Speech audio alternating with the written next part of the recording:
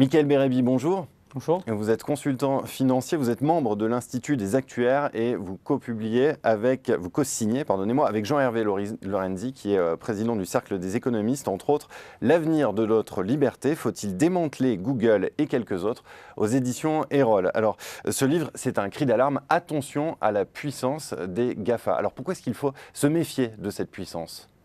Alors, avant d'être un cri d'alarme, c'est surtout un plaidoyer pour le progrès technique. Si on passe en revue les 15 dernières années, on a affaire à un monde qui a, je pense, pris conscience, d'une part que la sortie de crise ne va supposer en rien un retour à cette croissance exceptionnelle finalement du début des années 2000, et surtout il y a cette prise de conscience des différentes contraintes à surmonter pour les années à venir, les inégalités, le vieillissement démographique, la financiarisation de l'économie, etc., etc. Et dans ce monde si incertain, si perplexe à l'égard des politiques, on a vu apparaître l'émergence de ces technologues, de ces patrons de grandes entreprises technologiques. Ces prophètes technologiques, comme vous les appelez. Technologiques qui arrivent avec plein de belles intentions et qui nous disent avoir finalement les solutions contre tous les maux, lutter contre le terrorisme, lutter contre le réchauffement climatique, allonger l'espérance de vie, etc., etc.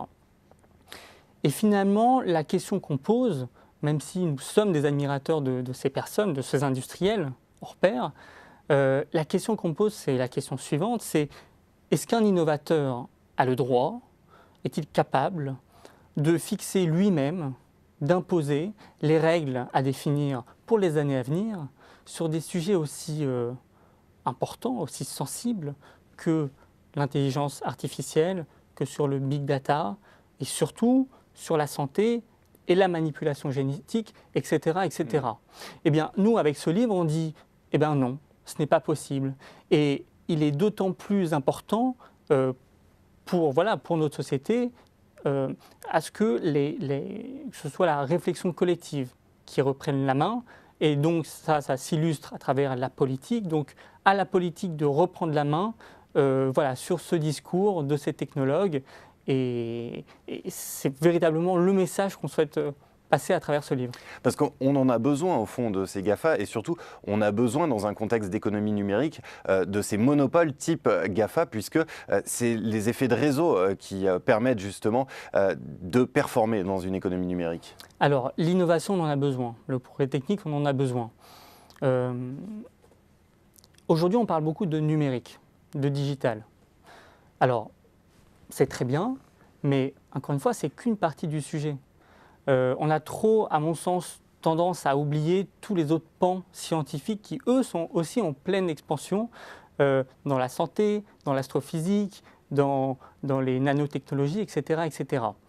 Ça, c'est un premier sujet. Le deuxième sujet, c'est Google ou un Facebook ou un Amazon. C'est très bien qu'ils soient dans le pan numérique, mais est-ce que c'est un Google, par exemple, de lutter contre le vieillissement surtout d'allonger la durée de vie. Est-ce que c'est un homme comme Ray Kurzweil qui chapeaute toute l'activité de recherche, qui est un technologue et surtout un membre du mouvement transhumaniste qui veut faire de l'homme un homme augmenté, c'est-à-dire un surhomme, un homme avec des capacités surnaturelles, surhumaines en tout cas. Pareil, à mon sens, ce n'est pas à des entreprises privées de dicter finalement l'avenir, de dessiner l'avenir des années à venir.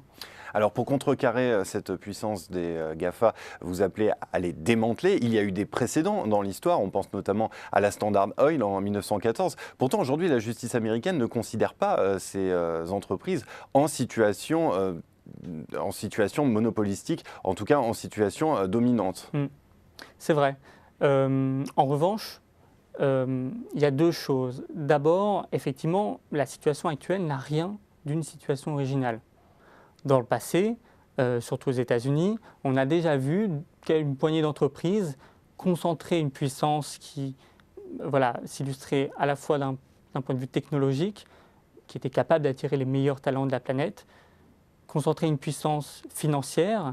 Aujourd'hui, voilà, un GAFA, un Google, un Facebook est capable de racheter n'importe quelle start-up dans le monde et concentrer une puissance politique. La nouveauté, finalement, c'est l'apparition de ces technologues dans le discours au niveau des sociétés. Et à l'époque déjà, à l'époque de la Standard Oil, qu'est-ce qui s'est passé?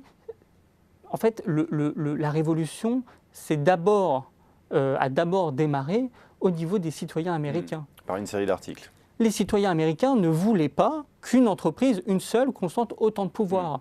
Et donc, il y a eu le Sherman Act en 1890, et donc ensuite le Clayton Act, et donc il y a eu ce démantèlement de la Standard Oil en 1934 entités, sociétés indépendantes. Donc en fait, si je comprends bien, pour démanteler les GAFA, la première brique, c'est une reprise de pouvoir par la réflexion collective. La réflexion collective d'une part, et ensuite évidemment, pour démanteler un géant, ça passe par la volonté politique, ça c'est indéniable. Et ce qu'il y a d'intéressant aujourd'hui, c'est que lorsqu'on voit les débats autour de l'abus de position dominante, autour de l'optimisation fiscale, on voit de plus en plus de la part des pays, des gouvernements européens, mais aussi ailleurs, la volonté de dompter, entre guillemets, ces géants qui arrivent, de façon totalement légale, à optimiser et donc à ne pas payer les impôts dans les différents pays. On sent de plus en plus la volonté politique, mais aujourd'hui on n'est qu'au début.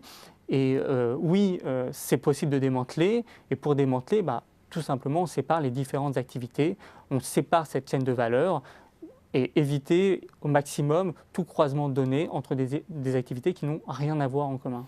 Et c'est l'avenir de notre liberté qui en dépend. Merci beaucoup, Mickaël Merci. Bérébi.